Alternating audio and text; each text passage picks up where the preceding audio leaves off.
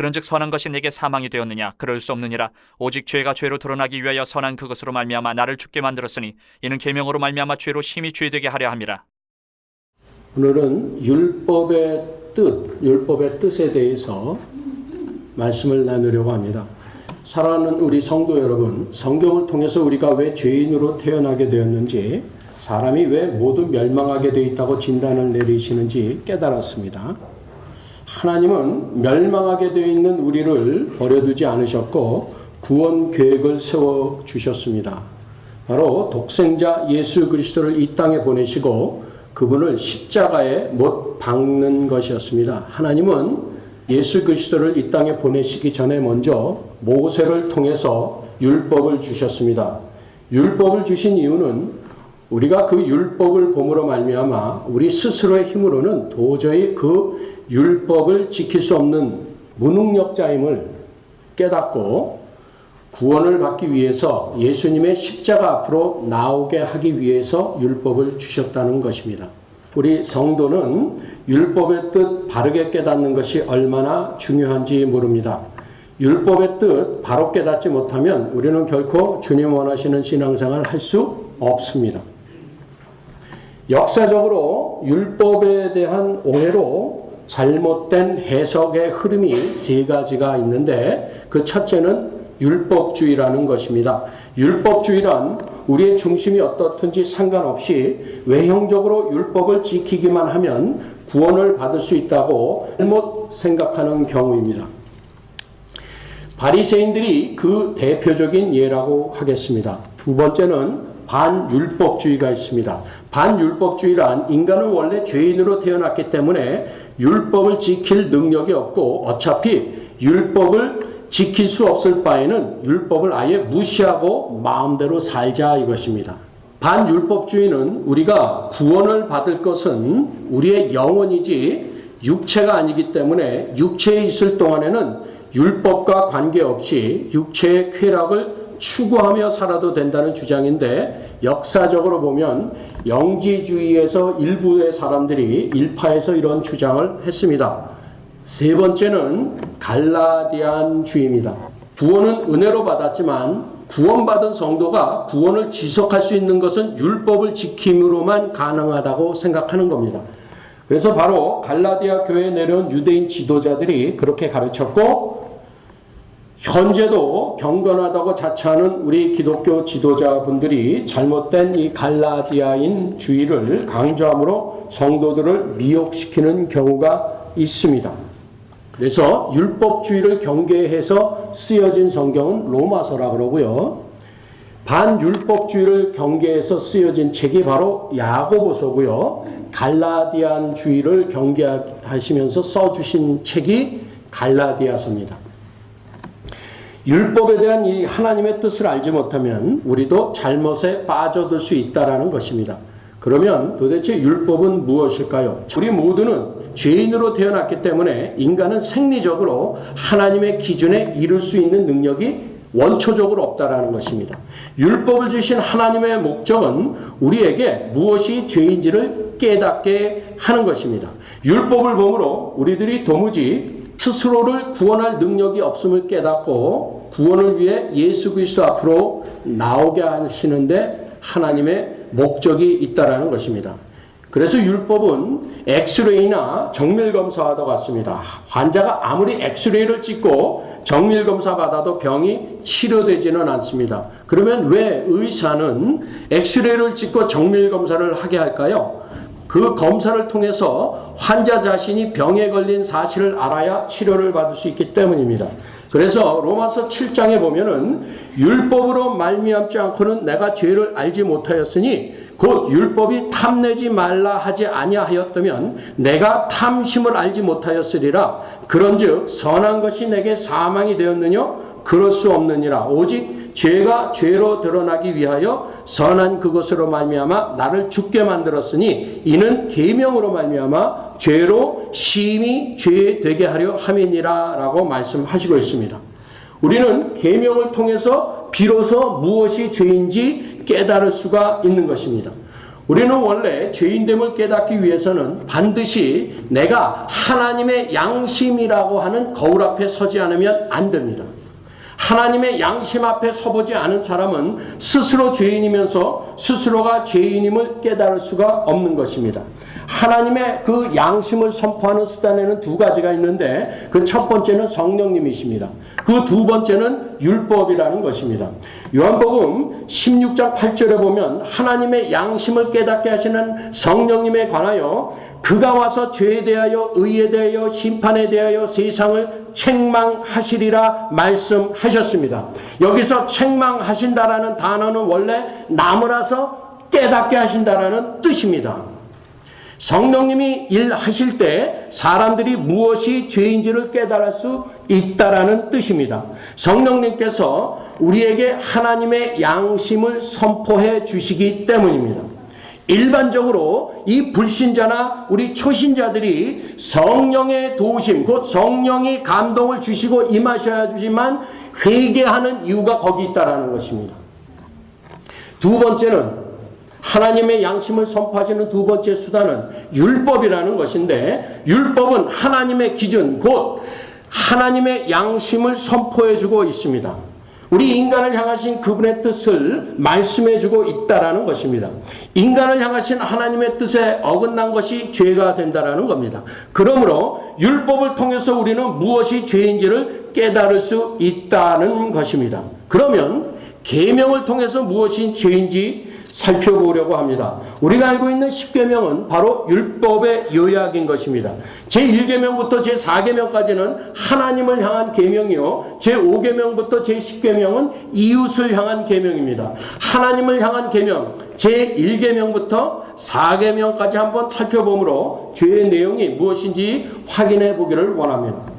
우리는 흔히 도적질, 간음, 거짓말하는 것이 죄라고 생각합니다. 그렇습니다. 그런 것들은 죄라는 것이 확실합니다. 그러나 그런 것들은 죄에 열리는 열매와 같은 것이지 죄 그 자체는 아니라는 것입니다.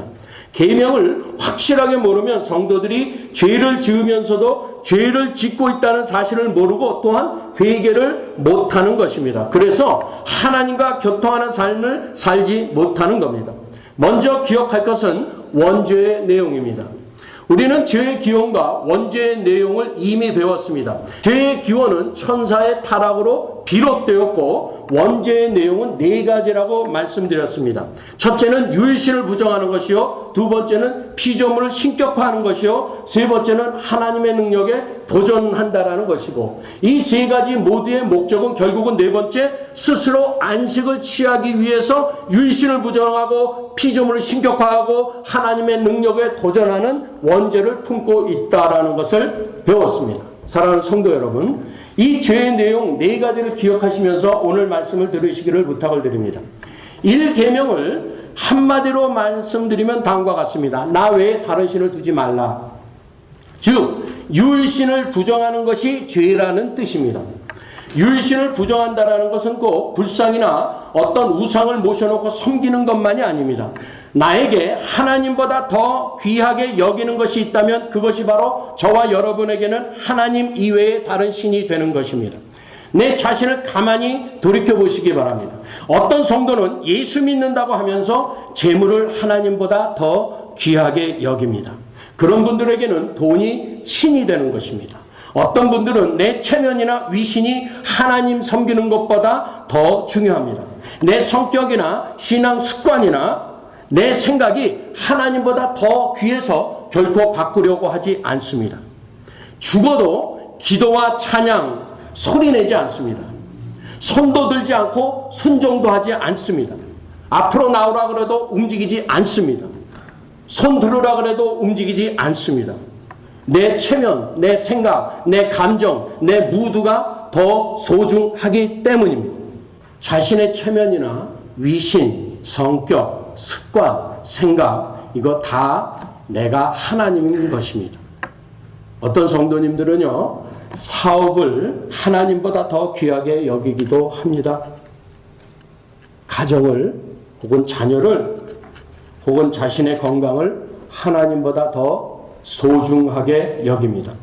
이런 분들도 가정, 자녀, 건강, 기타 등등이 자기의 하나님이 되고 있다라는 것입니다. 이렇게 생각해 보면 제1계명을 어기지 않은 사람은 없다라는 결론을 얻습니다. 그래서 이것이 바로 우리가 죄인된 증거라는 것입니다. 그러면 제2계명은 무엇입니까? 어떤 형상에도 절하지 말아라. 어떤 형상에 절한다라는 뜻이 무엇일까요? 피조물을 신격화하지 말라는 뜻입니다. 피조물을 신격화시킨다라는 뜻은 크게 두 가지가 있습니다. 자기 자신이 스스로 하나님이 되어서 살고 있거나 혹은 형상을 가진 다른 피조물이 나를 도울 수 있다고 생각하고 그런 것들을 하나님보다 소중하게 여긴다는 뜻입니다. 불신자들은 모두 하나님을 만나기보다는 집 한 채 소유하기를 원합니다. 불신자들은 하나님을 만나기보다는 좋은 자동차 한 대 갖기를 원한다라는 것입니다. 불신자들은 하나님을 만나기보다는 든든한 사업을 만들고 든든한 직업 갖기를 먼저 원한다라는 것입니다. 그들은 바로 형상에 절하고 있는 것입니다. 제2계명은 그것이 바로 죄요, 그것이 바로 모든 사람이 죄인으로 태어난 증거와도 같다는 뜻입니다. 우리 성도님들 가운데도 예수를 믿는다고 하면서 형상에 절하고 있는 성도들이 너무나 많이 있습니다. 우리가 먹고 마시고 입고 사는 일 때문에 하나님의 일, 주님의 일을 하는 것을 등한히 여기신다면 여러분들은 무엇을 먹고 무엇을 마시고 무엇을 입고 사는 일과 그것을 염려하는 일에 전심전력으로 절하고 있다는 것입니다. 우리는 오늘 하나님 앞에서 우리 자신을 잘 살펴보아야 합니다. 예를 들어 여러분 가운데 예배 시간에 예배 대신에 무슨 일을 한다면 만불 혹은 10만 불이 생긴다고 한번 가정해 보십시오. 예배를 드리지 않고 그 일을 할 사람들이 얼마든지 있습니다. 10만 불 때문에 예배를 드리지 않는다면 그런 대로 제가 이해를 하겠는데 그 어줍지 않은 돈 몇백 불 때문에 놀러 가는 것 때문에 즐기는 것 때문에 쉬는 것 때문에 예배를 드리지 않을 정도가 우리 가운데는 얼마든지 있다라는 것입니다. 우리는 예수를 믿으면서도 제2계명을 범하는 죄를 짓고 있는 것입니다. 그래서 우리가 하나님과 교통하는 삶을 살지 못하고 그렇기 때문에 삶의 형통함을 누리지 못하고 있는 것입니다. 하나님의 기준을 목숨같이 여기는 사람이 되면 하나님은 그를 영적 거인으로 만들어 주십니다. 제3계명은 하나님의 이름을 망령되이 일컫지 말라는 것입니다. 하나님의 이름을 망령되이 일컫지 말라는 계명의 구체적인 뜻은 하나님의 능력에 도전하지 말라는 뜻입니다. 그런데 하나님의 능력에 도전한다는 뜻이 무엇이겠습니까? 보응하시는 하나님의 능력을 의심하고 보상하시는 하나님의 능력을 의심하는 겁니다. 불신자들은 하나님의 보응의 능력에 도전하고 있는 것이고 성도들은 하나님의 보상의 능력을 의심하고 있다는 것입니다. 불신자는 내가 예수 믿지 않는다고 해서 하나님이 과연 나를 지옥에 보낼 수가 있을까 하고 의심하고 도전하는 것이고 그래서 내가 죄 짓는다고 하나님이 과연 내게 벌을 가할 능력이 있을까 도전하는 것입니다. 그래서 예수를 믿지 않고도 안심하고 살 수 있고요. 죄를 지으면서도 아무런 두려움 없이 하늘을 믿으려면 하나님을 믿으려면 내 주먹을 믿으라고 이런 소리하고 사는 것입니다. 그 반면에 우리 성도님들은 하나님의 보상하시는 능력에 도전하고 살고 있습니다. 그래서 우리는 헌금을 하더라도 적당한 액수를 헌금하기를 원합니다. 왜냐하면 혹시 하나님께서 갚아주지 못하신다 할지라도 별 지장 없을 정도로의 헌금으로 우리는 타협하고 있다는 겁니다. 시간도 마찬가지입니다. 우리는 우리의 삶 자체를 주님 앞에 드려야 합니다. 그런데도 우리가 마음껏 우리의 시간을 드리지 못하는 이유가 무엇일까요? 나의 시간을 주님 앞에 드렸는데 보상해 주실 능력이 없으시면 큰일 나지 않겠습니까? 그래서 혹시 주님이 보상해 주지 못하실지라도 별 지장이 없을 정도로만 내 시간을 내놓고 있는 거예요. 우리는 지금 예수를 믿는다고 하면서도 제3계명을 어기고 있다는 것입니다. 우리가 살면서 때로는 의심할 때도 있고 환경의 문제에 좌절될 때도 있는데 자꾸 하나님이 아닌 다른 것을 의지할 때가 많습니다. 하나님만을 의지하는 사람은 하나님이 함께 계심을 믿습니다. 제4계명은 안식일을 거룩히 지키라는 것입니다. 우리는 이 계명을 잘 이해해야 합니다. 원죄의 내용의 네 번째가 무엇입니까? 피조물인 천사나 인간이 스스로 안식을 취하려고 한다는 것이었습니다. 모든 생명체의 목표는 바로 안식입니다. 모든 인간들은 하나님을 경배함으로 안식을 얻으려 하고 있지 않고 모두 스스로 안식을 취하려고 노력하는 겁니다. 하나님은 피조물인 우리들이 하나님으로 말미암아 안식을 취해야 하는데 그분으로 말미암지 않고 스스로 안식을 취하려고 하는 것이 죄라는 것을 깨닫게 하시기 위해서 제4계명을 주셨다라는 것입니다. 이런 뜻입니다. 너희들은 스스로 안식을 취할 수 있다고 잘못 생각하고 있는데 일주일 중에 하루를 안식일로 줄 테니 그날 하루 노동을 쉬고 한번 지내보아라. 그리고 너희들 10년 가운데 참 안식이 있나 없나 살펴보아라. 스스로 안식할 수 없다는 사실을 깨달은 사람들에게 주님은 말씀하십니다. 수고하고 무거운 짐진 자들아 다 내게로 오라. 내가 너희를 쉬게 하리라. 즉 하나님을 말미암지 않고 스스로 안식을 취하려고 하는 것이 죄라는 뜻입니다. 이처럼 하나님께서는 우리가 죄인됨을 깨닫게 하시려고 계명을 주셨는데 유대인들은 자기네가 그 율법을 다 지킨다고 잘못 생각했습니다. 그래서 우리 주님은 마태복음 5장에 보면은 계명을 더 자세히 확대하여 해석해 주십니다. 살인하지 말라는 뜻은 비단 칼이나 총으로 사람을 죽이지 말라는 뜻이 아니라 이웃을 미워하지 말라는 뜻이다. 왜냐하면 하나님은 이웃을 미워하는 것을 이미 살인했다고 생각하시기 때문이다. 간음하지 말라는 뜻은 내 아내 아닌 여자와 잠을 자지 말라는 뜻이 아니라 이성을 보고 음욕을 품지 말라는 뜻이다. 그런데도 바리새인들은 자기들은 이웃을 보고 미워한 적이 없고 이성을 보고 음욕을 품은 적이 없다고 고집 부립니다. 우리 주님은 마태복음 22장 37절 38절에 하나님께서 우리들에게 가장 원하시는 것이 무엇인지 설명해 주셨습니다. 율법의 극치라고 할 수 있습니다.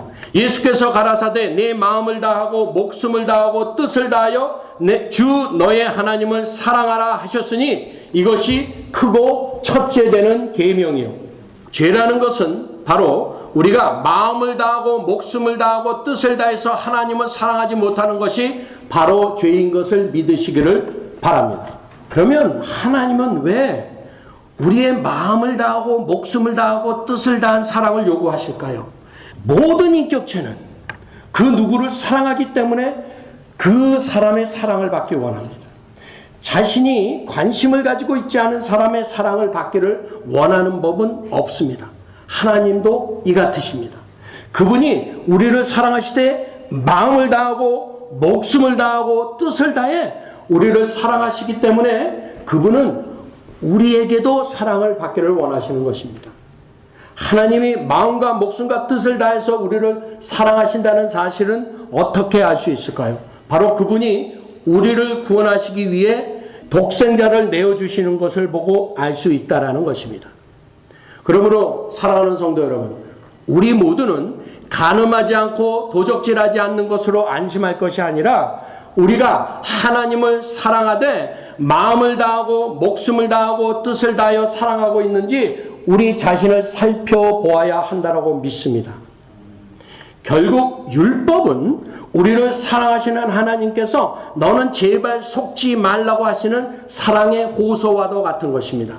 제1계명 하나님 이외에 다른 신을 두지 말라는 계명은 우리 모든 사람들이 하나님보다 더 귀하게 여기는 것들을 가지고 있는데 사람들이 그렇게 살고 있는 것은 바로 사탄 마귀에게 속고 있다는 뜻입니다. 자신이 피조물이면서도 스스로 하나님이 되어서 살거나 이 땅에 속한 그 무엇을 하나님보다 더 귀하게 여기는 것은 마귀에게 속는 거다. 제2계명 아무 형상에도 절하지 말라는 계명은 형상을 가지고 피조물 아닙니까? 그런데 그 피조물이 너를 도울 수 있다고 속지 말라는 뜻입니다. 예수를 믿으면서도 눈에 보이지 않는 하나님보다는 내 눈에 보이는 피조물을 의지할 때가 많습니다. 그래서 우리는 하나님보다는 집이나 돈, 사업이나 직장을 더 의지할 때가 많습니다. 하나님한테 기도해서 여쭤보기보다는 친구한테 물어봅니다. 내가 쟤 사귈까? 내 이 짝 가질까? 동행하자는 거죠. 동행. 악인의 꾀를 쫓겠다는 거죠. 그래서 거만한 자의 자리에 앉아버리겠다는 거죠. 기억하시기 바랍니다.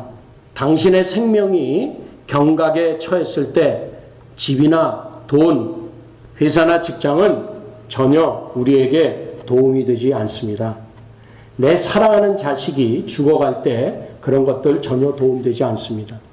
여러분이 아무리 큰 집을 짓고 은행에 수백만 불 예금해 놓고 세계적인 기업을 이루고 유명한 직장에 다닌다고 할지라도 하나님께서 내 생명 걷어가시면 모든 것이 아무 소용이 없게 된다는 것입니다. 그래도 사람들은 눈에 보이지 않는 하나님을 의지하기보다는 내 눈에 보이는 세상 것을 의지하기를 원합니다. 하나님이 모세에게 명하여 백성들에게 홍해 갈라진 홍해를 건너라고 명령하셨을 때 그들은 눈에 보이지 않는 하나님의 말씀을 의지하고 갈라진 홍해에 발을 내어 디뎠을 때 홍해는 생로로 변했습니다. 반면에 애굽 군대는 하나님의 말씀을 의지하고 홍해에 발을 디딘 것이 아니라 자신들의 경험과 상식과 자신들의 눈으로 본 바를 의지하고 홍해 속으로 들어갔습니다. 왜냐하면 그들이 보는 눈앞에서 수백만이 넘는 이스라엘 백성들이 모두 무사하게 홍해를 건너는 것을 보았기 때문입니다. 그래서 그들은 홍해 속에 난 길이 생로라고 확실하게 믿었습니다. 그런데 결과는 어떻게 됐습니까? 생로가 사망으로 변하고 말았습니다. 사람들은 예수를 믿는다고 하면서도 눈에 보이지 않는 하나님의 말씀에 의지하여 물 위를 걷기보다는 인간이 깔아놓은 아스팔트 위를 걷기를 더 좋아합니다. 그러나 꼭 기억하시기 바랍니다. 눈에 보이는 형상은 결코 여러분과 저를 구원해내지 못합니다. 돈이나 집이나 사업체에 절하기보다는 한 분 되시는 하나님께 절하시는 여러분 되시기를 주님의 이름으로 축원합니다. 제3계명 하나님의 이름을 망령되이 일컫지 말라는 계명은 하나님에게 보응하시거나 보상할 능력이 없다고 속지 말라라는 것입니다. 하나님이 계시면 그분은 반드시 죄를 짓는 사람에게는 보응하실 것이고 하나님을 섬기는 사람에게는 반드시 보상하시는 것을 믿으시기 바랍니다. 그것이 성경의 약속입니다. 창세기 1장 보면 하나님께서 무엇이 있어라 무엇이 있으라 하심에 그대로 되니라는 말씀이 계속해서 나옵니다. 반복해서 나옵니다. 좀 읽으라는 것입니다. 좀 보라는 것입니다. 왜 그럴까요? 하나님의 말씀이라는 원인이 있으면 그대로 된다라는 결과가 반드시 따라온다라는 것을 우리에게 좀 보여주시려고 그렇게 창세기 1장에 반복하셔서 말씀하셨습니다.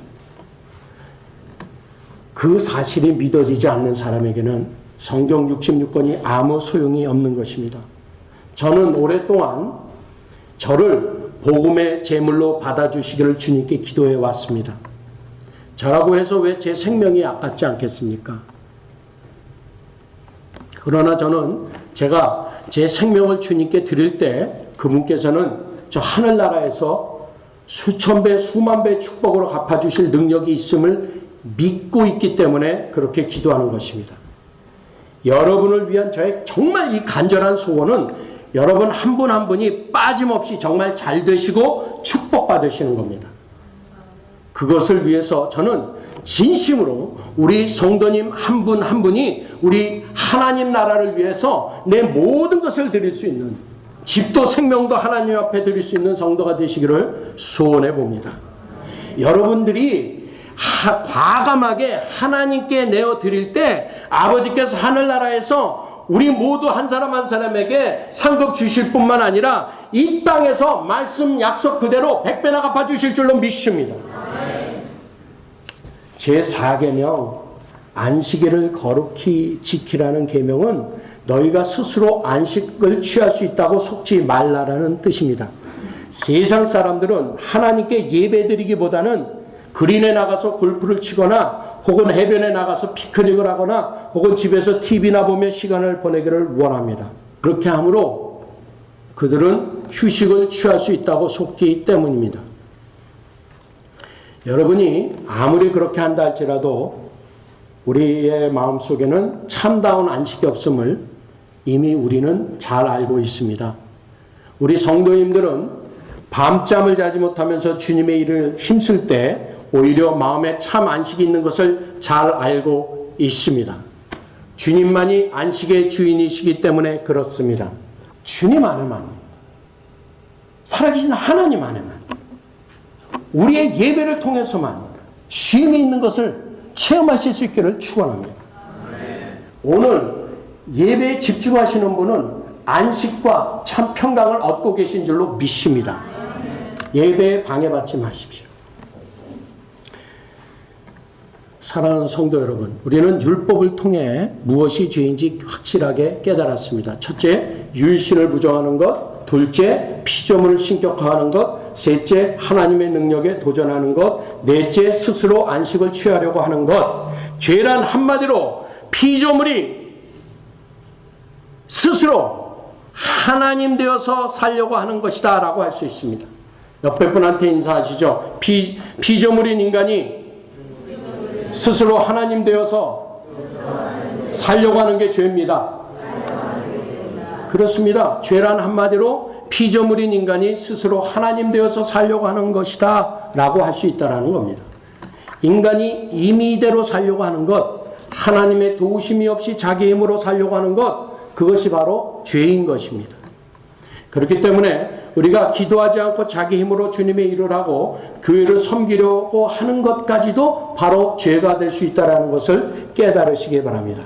우리 성도님들은 우리가 우리의 뜻대로 우리의 능력으로 살거나 일하려고 할 때 그것이 바로 죄임을 깨닫고 주님 앞에 매달리시는 우리 모두 되시기를 주님의 이름으로 축원합니다. 또한 죄인으로 태어나서 죄인으로 살 수밖에 없는 우리들이 예수를 믿음으로 죄사함 받은 은혜를 다시 한번 기억하시고 받은 은혜만으로 사시는 우리 모두 되시기를 살아계신 예수의 이름으로 축원합니다.